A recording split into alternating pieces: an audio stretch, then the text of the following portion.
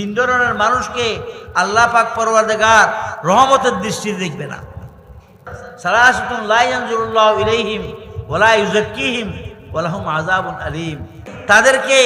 তাদেরকে পাক পবিত্র করে দিবে না এবং তাদের জন্য বহু ভয়ানক শাস্তি আল্লাহ পাক নির্ধারণ করে রেখেছে। তিনজন কারা কারা? আল মান্নান, যে কোনো কেউকে কোনো প্রকার উপকার করেছে, 10টা টাকা কোনো গরিব মানুষ মহতাজ দাঁড়াইছে রাস্তার উপরে, তাকে 10 টাকা দাম করলো, অথবা একটা মানুষ লুঙ্গি ছিঁড়া তাকে একটা লুঙ্গি কিনে দিল, একটা এহসান করলো, দয়া করলো, এই দয়া করার পরে আবার তাকে খোঁটা দিল। ওয়াল মুসবিলু ইজারাহু, আর যে মানুষে নিজের লুঙ্গিকে পায়ের গিরের তলে নিচে নামাই দেয়।